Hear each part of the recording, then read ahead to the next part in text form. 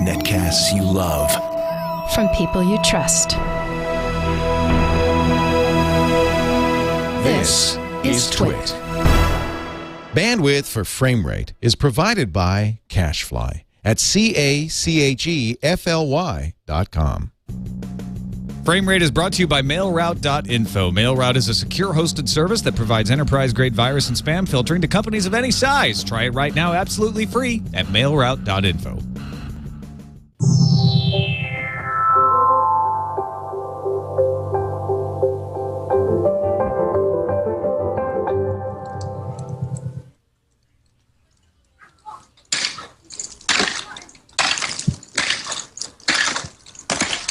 He's trying to knock icicles off of his gutters.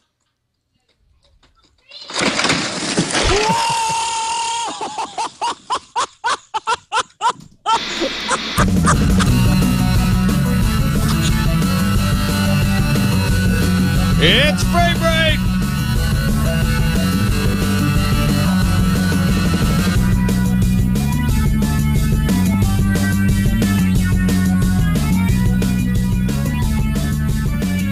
Welcome to Frame Rate. I'm Tom Merritt.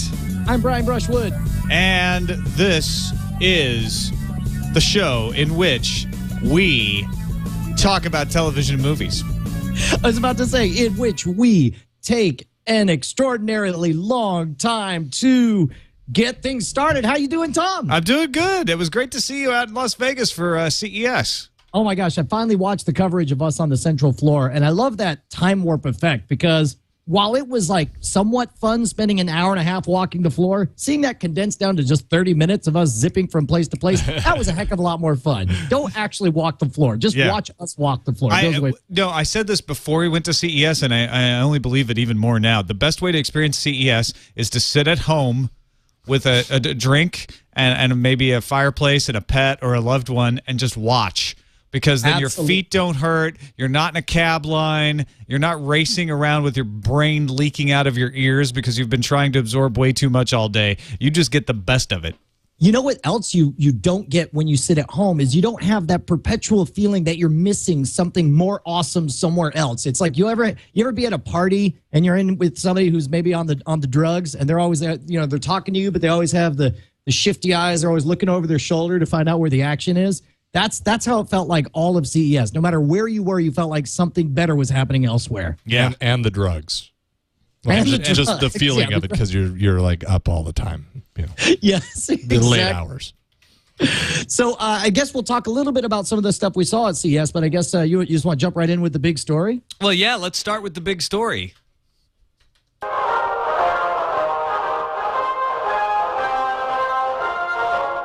This just in, the big story. Will never, ever get unfunny to me.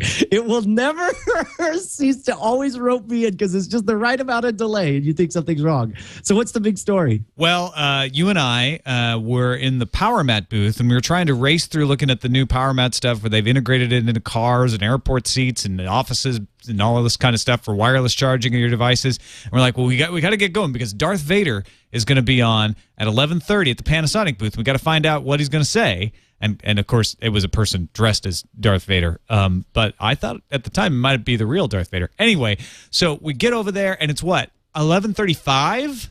Oh, yeah, we were standing there no later than 11:36, 11:37, thinking, okay, they haven't started yet. Good, because there was still a giant crowd there. And meanwhile, they're like, oh, yeah, no, it's over. So not only did they start on time, but the whole presentation was, what, 6 minutes long? It can't have been very long because we didn't even see traces of stormtroopers or anything. No, and that's the difference between CS and Dragon Con. Man, if we were at Dragon Con, they would have done that right. That's for dang sure. But anyway, the big announcement was that Star Wars is coming to Blu-ray. Available for pre-order now on Amazon. Which just, man, I never thought I'd be this old fogey, but it's like, I don't want to watch no polluted Greedo shirt shooting first fake thing. It's like, I don't know. I can't believe it happened. I feel so betrayed by George Lucas that I don't even care. And I can't believe these words are coming out of my mouth. Deep inside me, a second grade Brian feels so betrayed and so angry. at what's happened with the sequels and or the prequels and what continues to happen with this perpetual re-release of well, this one, we painted Yoda blue for this one. It's totally different. It's a wacky version. And so I don't want to pay again for the same material a million other times, especially since there'll be some other version that's got another slight difference in 20 minutes. You know, what's getting me right now is that I'm actually very nervous about Jason showing this footage, even though it's a trailer of Blu-ray, because they're so litigious at Lucasfilm. I'm like, cut it off for a little bit before we just want to show the part about where they say Blu-ray, or else we'll get sued. We need to, every time we mention lightsaber, say trademark up in the corner. Yeah, exactly. But yeah, I mean, it's coming in September to all various outlets, but you can pre-order it already on Amazon, and I am probably going to buy it. Are you really? You don't feel the slightest bit suckered, or what's going to happen? No, I feel entirely suckered. The thing is it's going to be like, here it is on Blu-ray. Now here's the original version on Blu-ray. Well, and that's 2 years later. Now thing. Here's the 3D version on Blu-ray.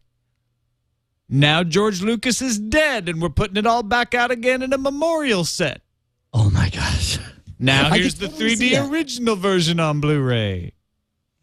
I'll tell you what. On the one hand, it's like I'm very, very frustrated, but on the other hand, what a testament to a story that has resonated with the world, where they could get away with that, and that people haven't given up on the series yet, or they're not. I wonder where we are as far as our love for Star Wars, if we're trickling down to where we're going to need to see a reboot of the franchise. Now here it is on 4K. Sorry, 4K 3D. That one took a little while longer. Yeah. So you're doing an accurate timeline based on how long it's going to take for each of the updates. Okay. No, I feel you. Well, so I don't know. Yeah. Do you want it? I'll tell you what I love, and I mean this sincerely. And I honestly am so clouded with my judgment because I watched the original trilogy again with my daughter, and she really loved it. I will not let her watch the prequels just because, number one, because you're afraid she'll like it. Makes sense. Because what? Because you're afraid she'll like it, and then you'll be so disappointed in your daughter. What? I'm not going to lie. It's like I ain't going to have no daughter because then she's going to have to sleep in the alley back behind my house. I ain't going to have no lover of the prequels sleeping under my roof. But it's weird. Like, I don't know how much my frustration is based in the betrayal of what the prequels were compared to what I wanted them to be or what they could have been. And I don't know how much of it is this perpetual money grab over and over again for minor changes and the slow release to more badass stuff. There's so much more interesting things happening in the fan fiction and the fan movies of Star Wars than there is in the actual Star Wars universe. And when that happens, it makes me want to reward the fans, the people who actively love the material enough to create new art with it. And it makes me want to punish the people who are just trying to squeeze another freaking $100 out of me for some Blu-rays. Although, how much is it? Do we know how much it is? Well, I think it's like $130, and then it's available on Amazon for $90 for the complete saga for all 6 movies. And then they are selling, interestingly enough, the prequel trilogy and the original trilogy separately from each other for less. Well, that's probably a smart thing because I have a feeling there's a significant number of people who would just like one of those two. Oh yeah, absolutely. I will tell you what strangely makes me feel really, really good about watching the prequels. Like, the moments I feel the happiest for having watched the prequels are when I listen or watch the Red Letter Media reviews of The Phantom Menace, Attack of the Clones, and Revenge of the Sith, because they are, number one, almost as long as the movies themselves, and number two, much more entertaining than the movies themselves. It is phenomenal. Have you watched the latest one? I know you've seen some of the previous ones, right? Oh, the Red Letter Media stuff? Yeah, absolutely. I watched the first 2, and I've started watching this one, but I haven't finished it yet. Okay, how far along into it did you get? Not very far, like maybe 10 minutes in. Okay, well, I've got a clip I wanted to play with it, but I don't know if it's going to try to pre-roll some. Was Jason able to grab it?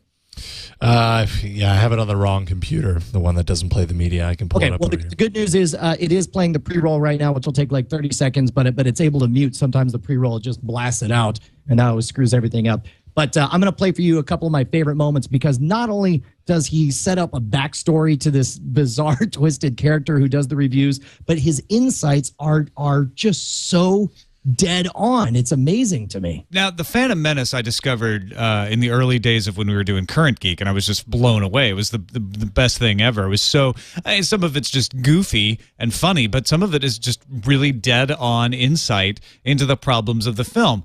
I felt like his review of Attack of the Clones was good, but it didn't surpass Phantom Menace. I can't tell this early in. Now, you've watched the whole thing. How do you feel about it? Completely agree with you 100%. And I'm going to say not only because the first one, so much of the Phantom Menace review that we loved about it was the definite groundbreaking nature of it. To have somebody so hostile and so funny and so long was a new thing that I don't think any of us had seen before. Attack of the Clones, it felt a little bit familiar because you could tell it was hitting some of the same beats. But the third one, man, it's his magnum opus. It is the ultimate movie review. Here, I've got a little bit of it right here. Let me go ahead and turn this up right here so we can hear him talking about. Here we go. Get it the way you want it. He seems to just view actors as a tool, like a computer or a prop. You know, sometimes an actor can bring a whole new level to a scene that you didn't imagine in the first place. But in the prequels, there's a very clear line of distinction between the actor scenes and the special effects scenes. The action scenes can be animated in any way possible. There's a lot of good action in this movie, I guess. When you animate all sorts of shit, the camera can move around unrestricted and things generally move faster in a more visual way. These action scenes would be really neat if we knew or cared about what was happening. I mean, Obi-Wan's riding around on a dinosaur trying to hit a lizard who's inside a robot suit with the stick with electricity on the end, while the lizard in the robot suit is riding around on a giant robotic hamster wheel. But when it comes to the dialogue scenes between characters, it's a whole other story. The scenes typically have the blocking of a soap opera, something that's shot for efficiency reasons rather than artistic. They are so dull and unimaginative, it's almost a contradiction given the amazing environments they're set in. Film is a visual medium, and Lucas is praised for being a pioneer of film visuals because he revolutionized special effects. The irony is now when he's given two humans and some dialogue, it's a boring disaster on film. It's fairly apparent he just wants to get these scenes out of the way to get us back to the action.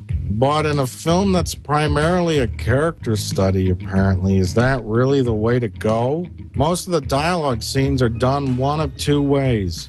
Either characters walking somewhere or people sitting down, usually on a couch. The story is so bland and uninteresting, what people are saying usually doesn't connect to the environment they're in anyways. They could be anywhere, really. I was so worried about you. When we have a scene that starts with characters walking, they'll usually slow down and then stop. Then we'll go to what's called shot, reverse shot. Basic over-the-shoulder camera angles of two people talking to each other. This is the most basic and simplistic way to shoot dialogue scenes. Now to spice it up, at almost the exact same moment in a scene when the shot, reverse shot starts to get boring, a character will walk away and go over to a window and then look out the window. When you say, I want more, but I know I shouldn't, you can turn away. Lucas broke new ground by giving Natalie Portman some business during a scene and having anyway, that's and he's teaching film school. I mean, he is, and once you see it, you can't unsee it. And when he plays, like he goes on later, he does this whole litany talking about like all the couch. Citizen Kane, sorry about that. About all the couches that they're sitting on a couch, and it's true. Like instead of actually showing us stuff. You just hear people talking about stuff. And one of my favorite moments is he takes a moment and says, like, for example, that scene in Empire Strikes Back, when the one commanding officer comes in and he sees, what's his name, Darth Vader in the oxygen chamber. It is a revolutionary scene because the only information being carried is, hey, we're chasing after the rebels, but they appear to be in some kind of asteroid field. But they crafted this scene where you see Vader as a fusion of man and machine. You see him vulnerable. You see him inside his private space. And it makes it so much more an interesting character. And you don't get any of that storytelling with the prequels. I mean, this is so amazing. George Lucas did such a good job directing Empire Strikes Back. It just makes me. Wait. Right. Yeah, that's right. Irvin Kershner, rest in peace, of course. Never mind. So okay, this sounds like this version, this review goes back and surpasses even the first one in its ability to teach you something about film. I felt like I learned something about film watching his review of The Phantom Menace. I didn't feel that way about Attack of the Clones. But this one, he obviously is doing a whole tutorial there on, hey, you know what? If you shoot your film like TV news, it isn't very interesting. Well, and he also talks about like the heavy use of green screening, and oh man, does he grab some damning footage. Every shot when he goes back to George Lucas is George Lucas leaning back in front of computer screens with his coffee. And so meanwhile, it creates, because you're dealing with green screen, you rob the actors of opportunities to discover natural emotion and natural reactions. And the scene he keeps showing in the review is this scene when right in front of him, General Grievous busts out his forearms, whips out 4 lightsabers, and whips them all around Obi-Wan's face. And Obi stands there blankly, not even blinking, and which is, of course, what he's supposed to do, because the director tells him, George Lucas is like, well, he's gonna whip out some lightsabers, and you just wait for him to be done to say your lines. He also goes through and talks about how he's not an actor's director. It's a damning piece of work I'm not going to say George Lucas in general. I mean, I think we all thank him for creating the property as he did, but certainly on his efforts with the prequels. Well, I made the joke about directing Empire Strikes Back, but let's be honest, George Lucas did direct very good movies. Star Wars, the original, when it wasn't called A New Hope. Absolutely. And American Graffiti. Even THX 1138 is an entirely visual movie. And what happened to him? Well, that's one of the things. I mean, to be honest, it depends on what fanboy you ask. It's like some of my friends are like, well, he got kids and he got soft and he just wanted his, because I have heard that during all of the prequels, he was absolutely off duty by 5 o'clock every single day. Like, he wanted to make the movies, but he wanted to make them as comfortably as he possibly could. But that's the bitter irony, is the exact kind of revolutionary filmmaking techniques that he created 30 years ago are his stuff is so very, very standard and predictable and uninteresting now, which is, I mean, that's the painful part. Did you know that and it's like, I think back to the mid 90s when I was reading with so much enthusiasm the idea of the prequels, and there was a brief while when Irvin Kershner was weighing in on what he does and doesn't want to do. Irvin Kershner mentioned in an interview that the touch at the end of Return of the Jedi, when they unmask Darth Vader, that was a Lucas decision, and Kershner was like, I never would have done that, never would have given up that mystery. And apparently there was talk about whether or not Kershner wanted to direct them, and what a bummer that he just said, he's like, I'm too old now, I'm just I'm taking it easy. Which is, just think about the movie that could have been. Somebody who understands the importance of mystery, who, I sit there, I will sit around the campfire and talk with my friends thinking about the movies that might have been. What if Darth Vader and every character that showed up for maybe 5 minutes in the background during the Clone Wars, and you got to meet a whole new cast of fascinating characters instead of this parade of, here's a licensed property that you know and love, and we're going to parade them around in front of you. There's so much that could have been, and I think that's a lot where my anger comes from. Yeah, I think it's because you sort of feel mad that someone created something so wonderful and then coasted to a finish. And maybe that's the thing, when you start to get old, you start to lose a little bit of that passion for what you're doing, and like you say, you punch the clock. You sort of think, well, I'm good at this. I know what's going on. I'm going to make. Oh, it's 4:30. Yeah. Well, you get that syndrome where, and again, this is another thing that they do on you really are getting a soda, aren't you? Okay. Oh no, I'm sorry. On the Red Letter I still Media. have passion for podcasting. Damn it. Which, by the way, anyone who hasn't seen it, definitely go ahead and see it. Just if you Google Red Letter Media, their website is a little bit loud to navigate, but you'll find plenty of blogs where they link all 3 parts of it. Another thing he did on this review that I think was really interesting are there's some very obvious media buys in it where he's doing a sponsor read, but I was not surprised that the sponsor reads turned dark or even hostile to the sponsors. I was surprised at the severity of it and of the starkness of it. And it made me wonder if the sponsors necessarily knew what they were in for. They probably did, but like he does some dark stuff on the sponsor reads. On NSFW, we kind of goof off on the sponsor reads a little bit. This was dark, weird stuff.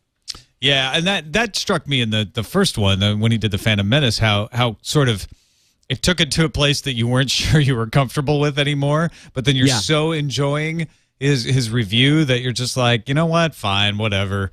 I'm just gonna go with it. Maybe what we should do is have someone who is very into video on the web do a review of Red Letter Media's reviews. Oh, that would be hilarious. We could start it off like you and me. We start playing clips of it. We're like, the one thing about Red Letter Media reviews is they actually are very full of good information. That's right. They're like, Red Letter Media's review of Revenge of the Sith was the least disappointing thing I'd encountered since the last Red Letter Media review. I mean, if you're going to have wicked insight, you might as well have cutting-edge visuals to go along with it. I guess if you're going to be on the internet, you have to say shocking things that are rather dirty and repulsive. That's the only way to get views, I guess. But the difference is he uses them as a hook to draw you in for some important insights. I wish George Lucas had seen. Do you think George Lucas has watched him? Oh, yeah. Are you kidding me? Way. I absolutely think he had. George you know Lucas what? He probably hasn't watched the last two. I am sure in my heart that he has watched the first one. And he may not have made it all the way through. Yeah, exactly. George Lucas totally strikes me as the type of person that would curate his own reality. And he would reach a gateway and ask, do I really want to fill my head with this? What's the benefit? I think he would have been able to he wouldn't have been able to resist because there's so much buzz around it that he would have wanted to look. I'm not sure if he could look all the way to the end, though. Yeah. Oh, you know what? In the chat room, somebody pointed out that when he first began, George Lucas was poor and hungry, but now he's got, with the prequels, more money than God.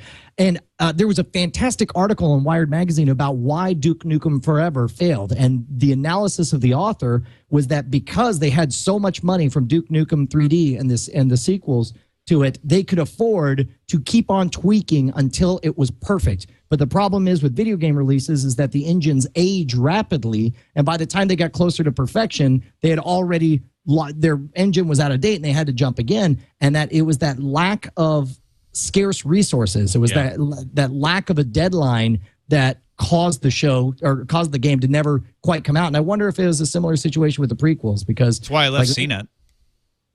Oh, really? I didn't want to have all that wealth they were pouring on me, take away my hunger.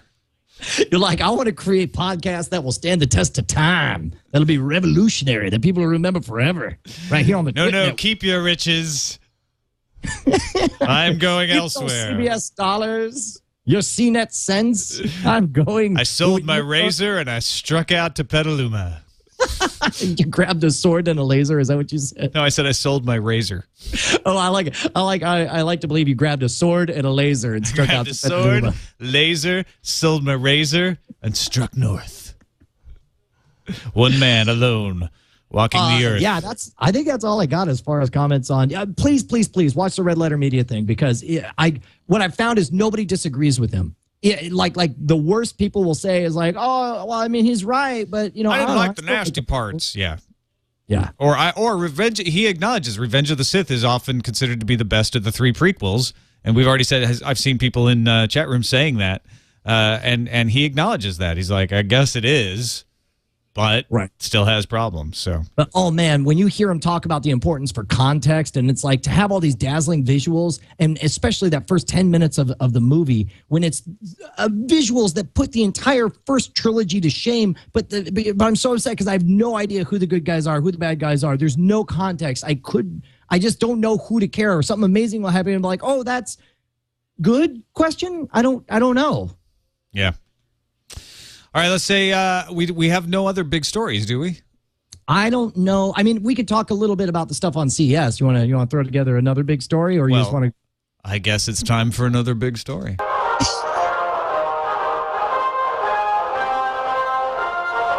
Stop everything. It's another big story Apparently, stop everything. Another big story involves creating a bong out of glass. Creating a what? I don't know. It looks like he's doing some sort of glassware for smoking. Oh, you're talking about the visual on there. I'm not going to lie. I heard my kids and dogs making noise downstairs, so I just jumped up to lock the studio door during that brief respite that I had. So we saw an awful lot of 3D, and I got to admit, like after everybody rolled their eyes at 3D last year, I did not think 3D would be the hype machine that it was this year, but it was so much worse.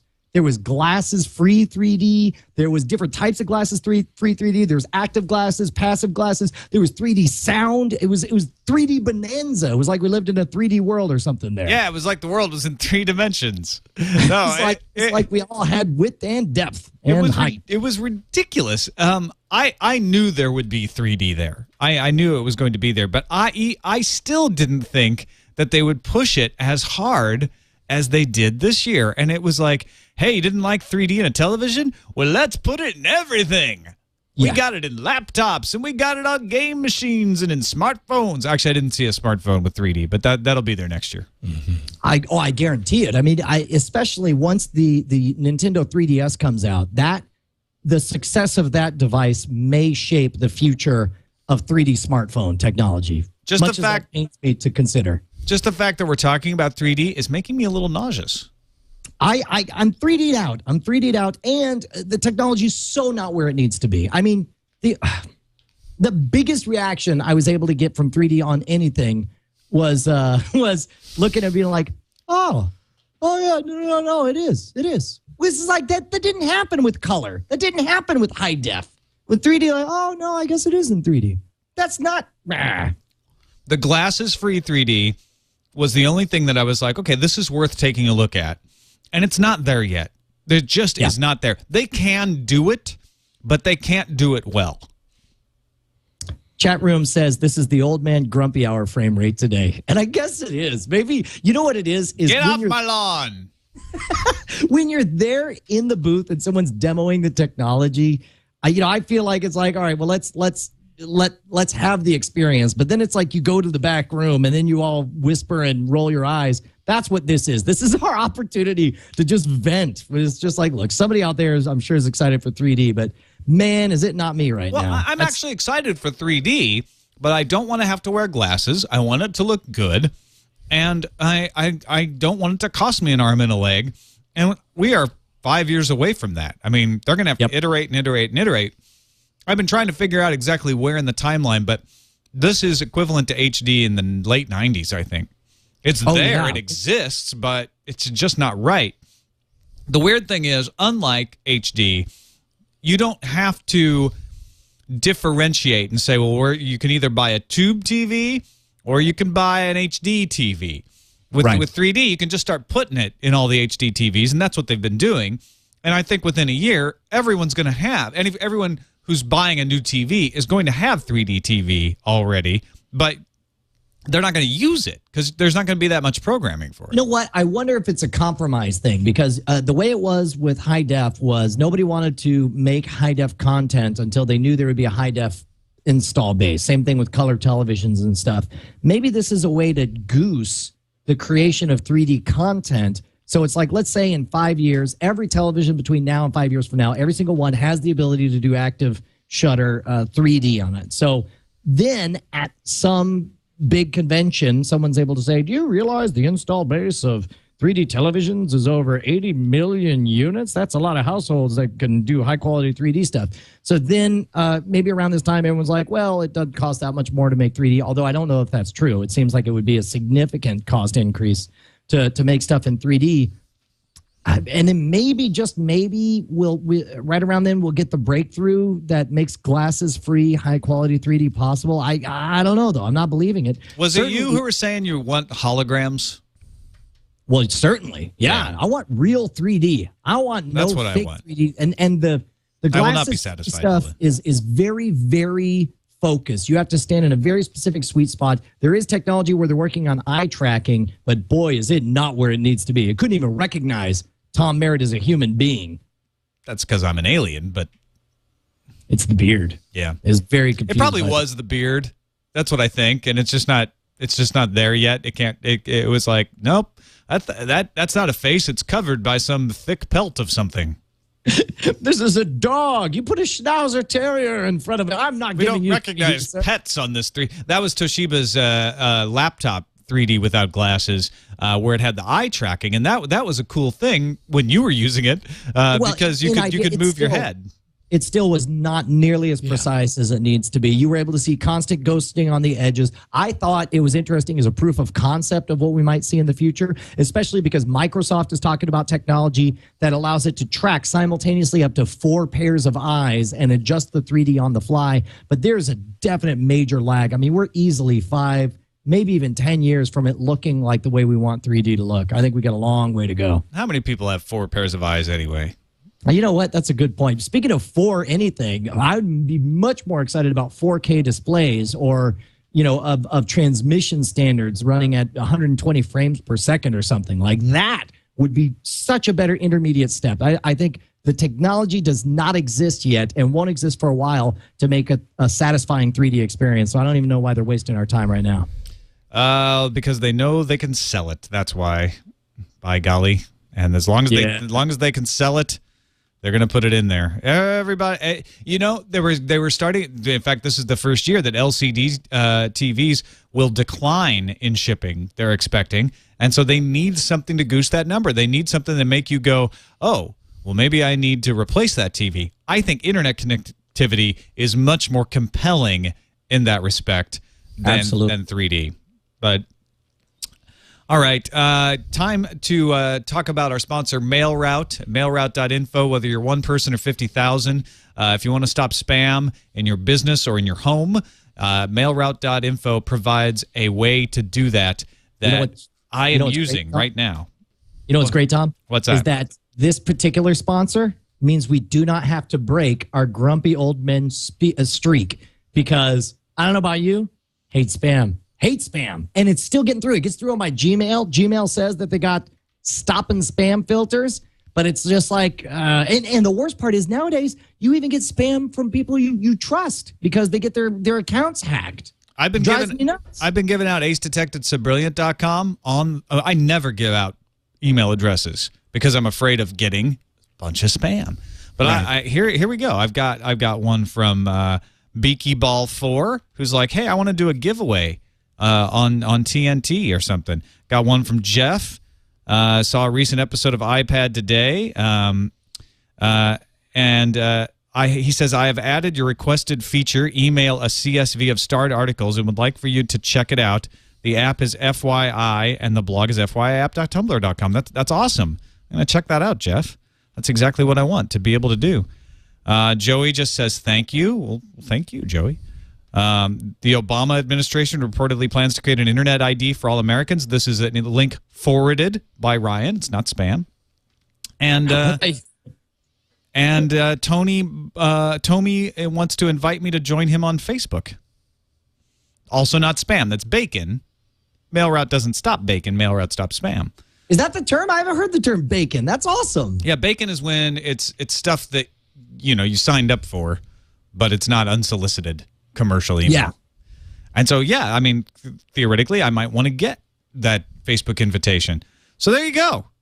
acedetected@brilliant.com has been revived. This was a nightmare of an email account less than a year ago. 3 months ago, I could not use this email account. It was just too full of spam. But now I can use it again thanks to MailRoute. And if you would like to check it out, go to mailroute.info and sign up for the free trial. If you want to keep it, they have a couple of ways. If you're a business, you probably want to go the $2 per user per month for up to 10 users. And because of demand from the Twit Army for single users, for individual users, you can get it for less than $30 per user per year. Visit mailroute.info and sign up with the email filtering service that me and Leo use. Check them out, mailroute.info. Time now for some film. Film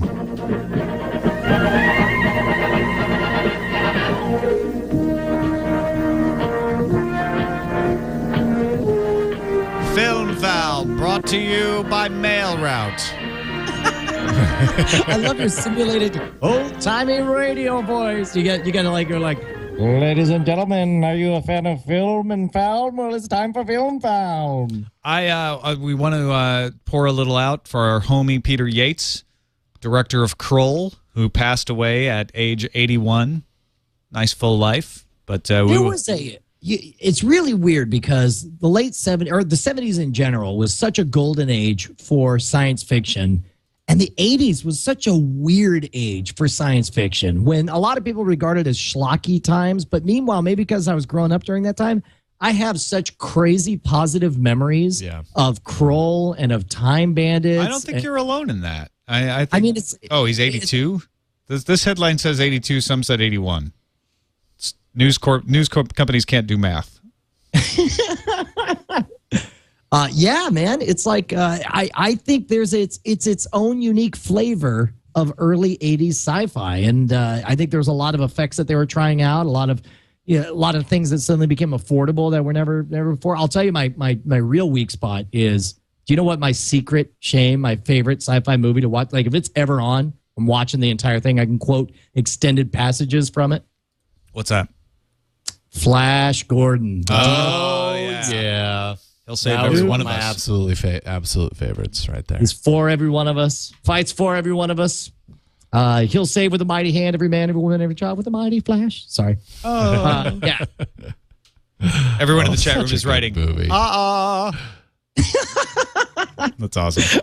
Like I actually learned on the guitar the chords, so I'd walk around to my 3-year-old daughter singing "Fights for every one of us."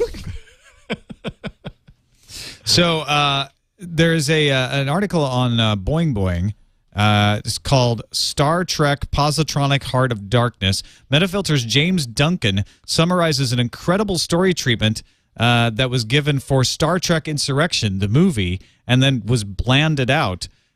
He thought Star Trek kind of a Heart of Darkness take would have been good. He says, a quote from the pitch, "I came back to Rick Berman with a premise I called Heart of Lightness. I told him we'd be using a structure based on Heart of Darkness, but that the trip up the river would lead Picard and his crew on a very different kind of adventure. We open at Starfleet Academy in Picard's youth, establishing Picard as a curly-haired, high-spirited cadet. We give him a best friend, another cadet, who is as close to Picard as any man has ever been or ever will be. Flash forward to present day and find adult Picard being given a mission by Starfleet Command. His old friend is now a wanted man. He's been attacking ships in an unexplored region of space, and no one knows why. Picard has to track him down and, if necessary, kill him." Now compare that to Star Trek Insurrection and tell me which movie you'd rather see. Oh my gosh. I mean, no doubt about it. Although I think I'm speaking for a significant number of our listenership. I don't know if it's an age thing or what, but I never saw Heart of Darkness. I'm not familiar with the story. The original was a Vietnam thing. Is that right? Heart of Darkness was Joseph Conrad's novel, and it was used as the basis for Apocalypse Now. Okay, what's funny is when you were describing the plot, the first thing I thought was, I don't know what Heart of Darkness is, and then as you described it, I'm like, well, that sounds like Apocalypse Now. I didn't realize that the two were the same thing. Oh, hells yeah, man, that would be phenomenal, especially following on the heels of Star Trek First Contact. Was an amazing. I guess Resurrection was 2 after that. There was that other lame one after First Contact. But regardless, yeah, absolutely. I'd love to see it. Apparently, Patrick Stewart was used as blame for this by Rick Berman when they decided not to accept this treatment. Rick Berman apparently said, "We begin to realize that Picard is getting younger, first psychologically and then gradually physically as well. We see that swashbuckling spirit of an earlier era revived in his heart.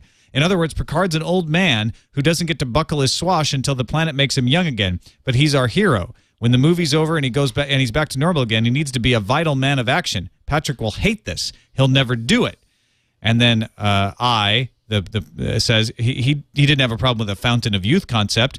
He will when he reads this. You're telling our star he's an old man. If it's a Fountain of Youth story, he's got to get younger, I finally said. Then maybe it shouldn't be a Fountain of Youth story. I won't be able to sell this to Patrick. I guess I missed a part where he actually starts to get younger during the journey. I let out a deep breath. It was hard to disagree with Rick's prediction of Patrick's reaction. From the moment, I couldn't find a way around it. I have an idea, said Rick, pulling me out of my despair. What if the guy Picard finds on the planet is Data? Okay. In the story I've been reading this weekend, we are enmeshed in a context of Federation politics, fine interpretations of the Prime Directive, and ancient history as ancient as Star Trek, of conflict between two members of the Federation. In the middle of all this is a vaguely defined, characterless, uninteresting civilization who seem to have attended too many performances of Siegfried and Roy. This is Patrick Stewart's negative criticism. What I have read would have hardly composed a moderately interesting episode somewhere in the middle of season 5.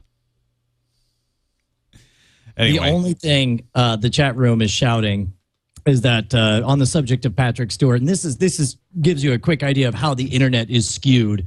Is of course Patrick Stewart, Shakespearean actor, and his whole time on Star Wars, he was part of the X-Men franchise as far as film goes. The only thing the chat room wants to shout about is how awesome he was in his 3-minute bit on Extras on the HBO series. Did you ever see that? No, I haven't seen that. That's awesome. Oh my gosh. He plays the greatest creepy lech ever, where he's obsessed with, and I don't want to ruin it. Just go to, it's up. I've got it right in front of me on YouTube. Maybe we'll play it after the show. But it's just Google Patrick Stewart Extras. Look it up on YouTube. It is absolutely hilarious.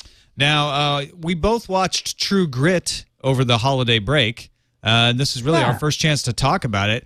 I thought, it's Coen Brothers movie, but I actually forgot it was a Coen Brothers movie while watching it. I just got sucked up into it as being a really interesting and true-to-life Western. Did you... I totally forgot that it didn't feel like a Coen Brothers movie, did it? Some of the dialogue when I was thinking back was like, oh, yeah, that's pretty Coen Brothers. But, yeah, during the movie, it did not stick out as some madcap Coen Brothers thing. You know what I liked about True Grit is that when you think about it, it seems, I don't want to say it's a small movie, but it seems very specific in scope. All of the scenes, they don't go for very many of the scenes you associate with Westerns, these gigantic sweeping vistas where you can see for, hundreds of miles in every direction, and these wide open skies. It was a lot of, as they were traveling, and maybe it's because I live in Texas, I'd look and be like, oh yeah, no, that looks kind of like out behind my house. It right. seemed very, very authentic to me. Yeah, I agree. And the way the girl acted and the way she was treated seemed likely. I don't know if that in that period of time that's exactly what would have happened, but it wasn't sort of a fairy tale where, in the John Wayne version, which is a classic, it is a little fairy tale, and it's supposed to be. Those are larger than life characters. These were basically the opposite. Instead of larger than life characters, you had very human characters carrying out this story. I tell you what, and again, if you live within 1,000 miles of Austin, Texas, you got to make a pilgrimage to the Alamo Drafthouse, because they always curate the clips they play. They don't do any advertisements until the lights go down. And so instead what they do is they have very carefully curated clips, and you don't know why you're watching these clips. And oftentimes you will end up getting an inadvertent education on the movie beforehand. For example, when I didn't read a lot of Batman comics, and so when I went to go see the original Batman Begins, it was neat because before the movie I was like, oh, how cute, they're playing a bunch of Batman cartoons. Well, all the Batman cartoons were about the Scarecrow, and then when it turned out that was the big villain in the movie, it was I was like, oh good, I've got the background on this character. Likewise, they showed a few clips of the original True Grit. Oh, that's cool. Especially the ones that you could tell that were remade in a new imagining. For example, the scene where he's giving a deposition on the stand, talking about how many people he shot in his service as a U.S. Marshal. The before and after, I haven't seen all of True Grit, the original, at all, but the scenes I saw, this thing had the old one dusted. I mean, the old one felt a little bit like a cartoon compared to the Coen Brothers telling. Well, the old one is very much a movie of its time. It's a big Hollywood blockbuster with the sweeping vistas you're talking about. But at the time, it was the best one that they had done. It is one of the examples of that genre, of that type of movie. So what the Coen Brothers did was an entirely different take, an entirely different way of doing a Western. So a while ago, I mentioned that I was sick, and one of the things I did was I watched all of Lonesome Dove from the 1980s because it's on Netflix streaming at the moment, and because it really holds up. Even though it was shot in the 80s, they did everything so period that it doesn't feel like it's almost 30 years old now. I got to tell you, my favorite part of True Grit was that flavor you described, that realism that you can believe that you're there in the Old West and you could believe this is really how they talked and how their day-to-days went because it wasn't over the top with sweeping vistas, that kind of thing. It felt like yet another Lonesome Dove, a couple hours in that same world. I mean, it really, if you dug True Grit, man, you could do worse than spend a day watching the original Lonesome Dove because it's very much a similar flavor. If you like True Grit, you'll also like Lonesome Dove, the miniseries. We've turned into Netflix recommendations. Yeah, that's going to be our bit to try to. I guess that $1 million contest is over, but it's like just let me and Tom make all the recommendations. Personally, we'll do better.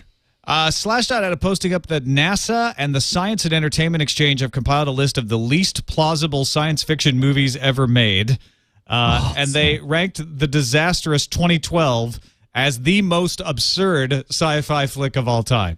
And Did you watch 2012? I loved 2012. Are you kidding me? But I have not seen it because the premise sounded so ridiculous that I couldn't get into it. I didn't think it would be the kind of thing that could suck me in because his premise was so ridiculous. Yeah, I went to it. I'm first of all, disclaimer. I'm a fan of disaster porn. So all of those horrible sci-fi weekend movies about, the cloud of nanites attacking Seattle, all that stuff with horrible dialogue, horrible acting, and no script. I love those. I don't. It's like watching cartoons for me. It's not supposed to be good. It's a good kind of bad for me. And so 2012 to me was Roland Emmerich's homage to all of those kinds of movies. It was the most ridiculous movie taken to an extreme. You felt it was a little bit tongue-in-cheek, where it's just like, hey, man, this is what you want. I'm going to give it to you straight. Show me the Vatican knocking over. Show me an aircraft carrier smashing into the White House. Show me Las Vegas being sucked down into a whirlpool hole and Los Angeles actually sliding into the ocean, just like everyone always jokes. I got to see all of that in 2012. So I am looking at the rest of the list here, and I don't know if I'm ashamed or confused or what, but number one, it says NASA's Hall of Shame includes Armageddon, starring Bruce Willis, which, no lie, was the first ever movie I went to the rental store with the intention of watching, came home, put the VHS in, got halfway through it, and was so insulted and so angry about the way they were treating me that I turned it off and returned it. It was so bad that I couldn't even finish, and that had never happened before. I was angry at the lack of respect it gave me, and maybe because it was also right after Deep Impact, which of course was very. I had the exact same experience where I watched Deep Impact in the theater and loved it, and it was mentioned in Scientific American about how they had really tried to consult about how this would really go down, and then I watched Armageddon, and I was at that point. And this may be that point when I started my love of these kind of movies. I was at that point where I was about to be upset too, and I said, but you know what? They weren't trying to make that movie. They weren't trying to make Deep Impact. And I may be disgusted by the fact that they just try to road in and like, screw science, but there's something pretty amazing about these explosion scenes, and maybe I can derive some enjoyment out of that. Well, and I will say years later, I ended up watching it because my mom was watching and I was in the room. And once I was, steeled for the betrayal against science, it was much more palatable. But at the time, I hated it. So that one, I believe should be on the list. I put right in there Volcano in the same position with Dante's Peak. That's the other thing. Like Volcano, I thought was pretty good. I mean, it's like granted, Did you see Dante's Peak? No.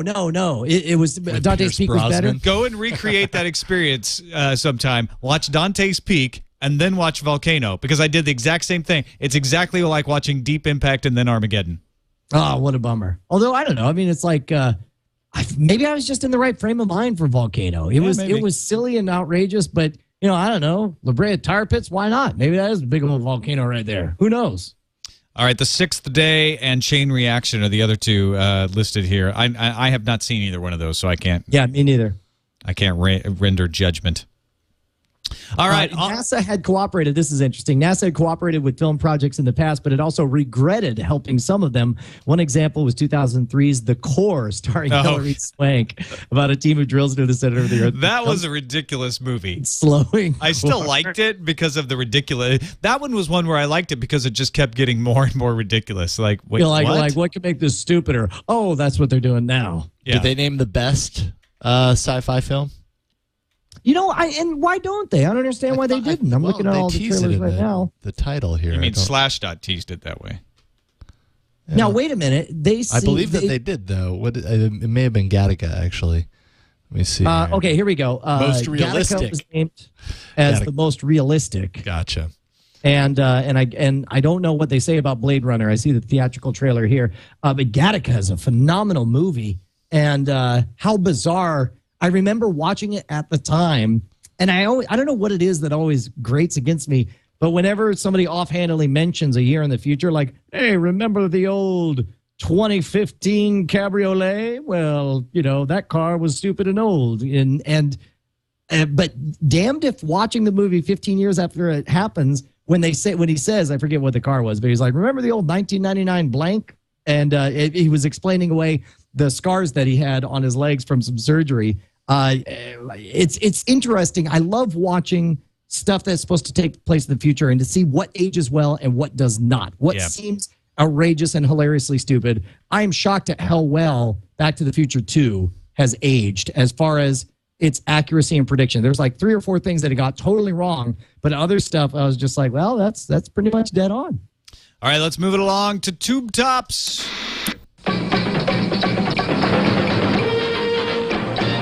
That is the snappiest of our intros. Doctor Who's David Tennant is going to marry Georgia Moffat.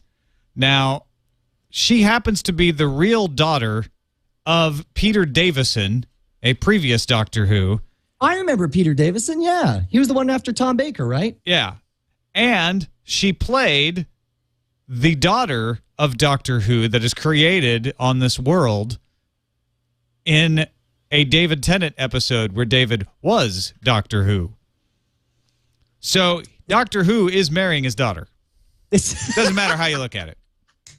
This is such a Doctor Who fan story. This is the kind of thing that in no way bothers or raises eyebrows or anyone even notices who is not a crazy Doctor Who fan. But if you're into it, like just that idea, you get all wrapped up. You're like, oh, that's here's the other side note to this. David Tennant has said that Peter Davison was his favorite Doctor growing up.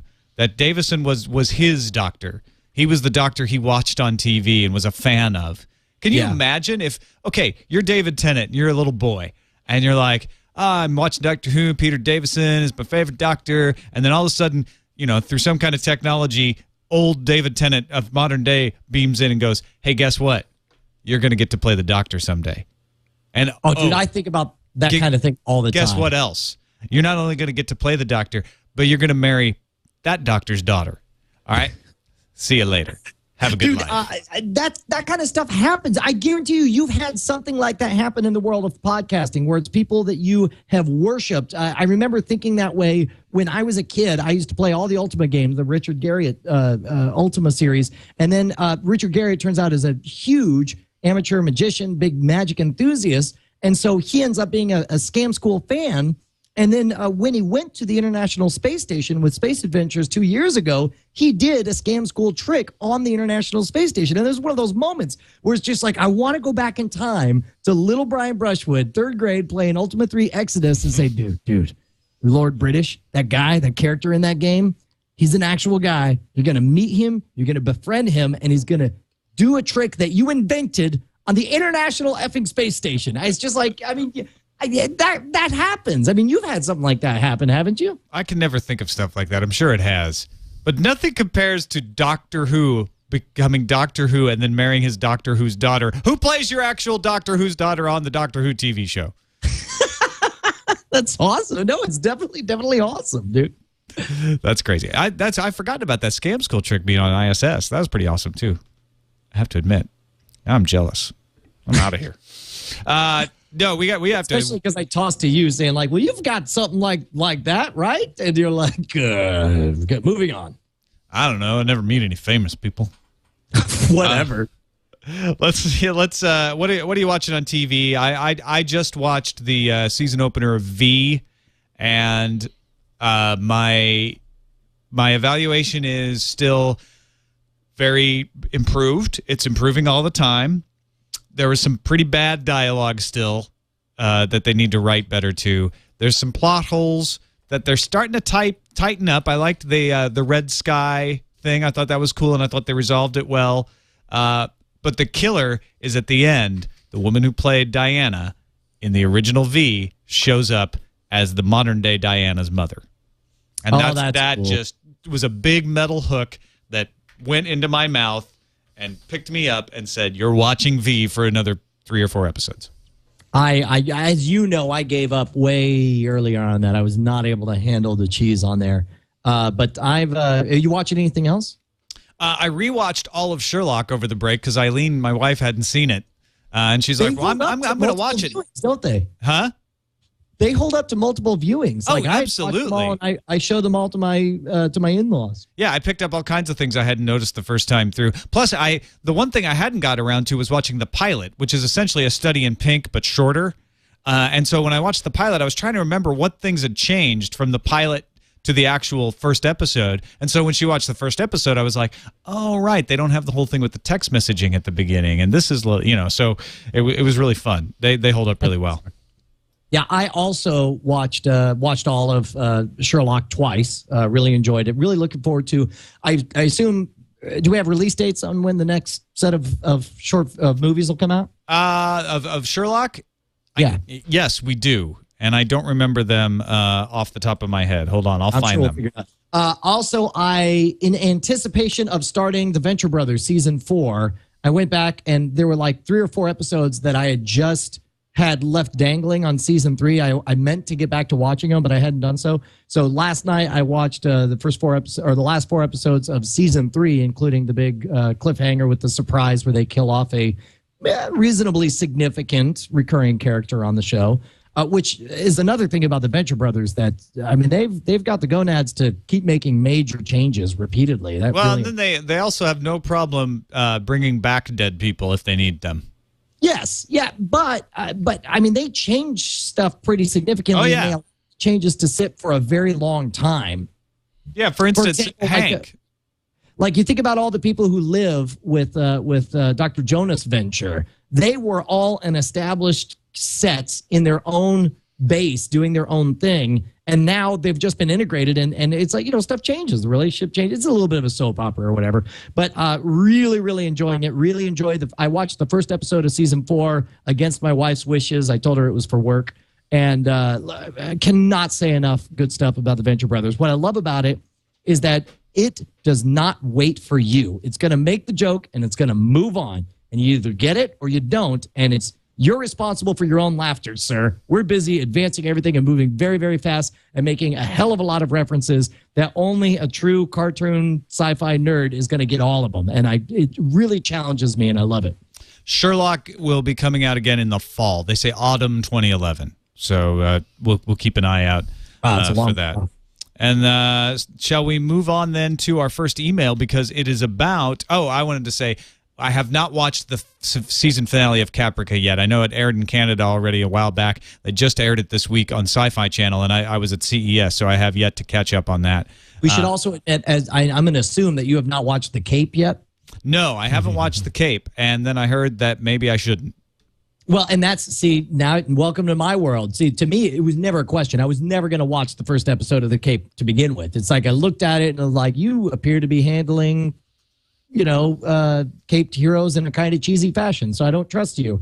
So it's like, that's the kind of show that I will not watch until someone swears that, no, you got to get into it. So, but you seem like the type who definitely would have jumped in line. If it hadn't been for CES, I probably would have. But DSM says, I saw the first 2 episodes of The Cape on Hulu. I found it to be mostly okay, but a little annoying. It felt like the creators tried to create a Batman-like character, but the main villain with the fake contact lenses is irritating, and The Cape's training, highly unbelievable. Given how quickly he becomes so proficient at everything, my main reason to watch the show was Summer Glau as one of the main characters, but her talents seem to be wasted. On the other hand, the premise of private military firms taking over domestic security seems very real and highly probable given what is happening in Iraq and Afghanistan. I will give the show a couple more chances, and I hope it will improve. I would love to hear your opinions. I will get. I may. You know what? After reading that email, I may go try to watch the pilot on Hulu. It's a web only though. If you're on Hulu Plus, you can't watch The Cape. He's gone suddenly. Can you believe that? He's so upset with that he just left. I'm trying to dial him. He just kicked out. And then just want to let you know there's some info out for Series 2 of Sherlock. I just watched the first series this week. Moffat gave 3 hints. He remains tight-lipped about what lies in store. You can have 3 words to work from, he laughs. Adler, Hound, and Reichenbach. Those are your clues. He also mentioned a bunch of stuff about Doctor Who. Geeks of Doom gave some really interesting commentary on the hints. They say you can deduce quite a bit from Moffat's 3-word clue. Here's my deduction. Adler means we'll meet Irene Adler. That makes sense. The only woman to ever outsmart Sherlock Holmes and to attract his interest. The character appeared in only one Holmes story, A Scandal in Bohemia, so either we'll get an episode based on that story, or like the Guy Ritchie Robert Downey Jr. Film Sherlock Holmes, Adler will be inserted into an all-new adventure.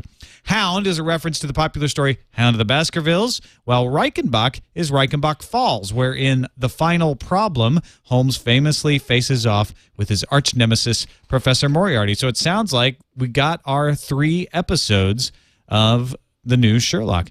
I'll be eagerly awaiting the new series later in the year. Anthony, a.k.a. Strasbourg, in the chat realm. And also, yeah, somebody mentioned, do you watch Merlin? I do watch Merlin, and I know it's returning to Sci-Fi this month, so I'll probably see that. I have not seen Dirk Gently. I don't have any legal way to watch it here in the United States yet, unless I'm missing something. So we'll check that out. Anyway, we lost Brian, so I'm just going to go ahead and wrap up the show, and then if we get him back, we'll do a little more to edit in here. But here's your edit point. Thanks, everybody, for watching. You can email us, framerateshow@gmail.com, and we will see you next week. Bye.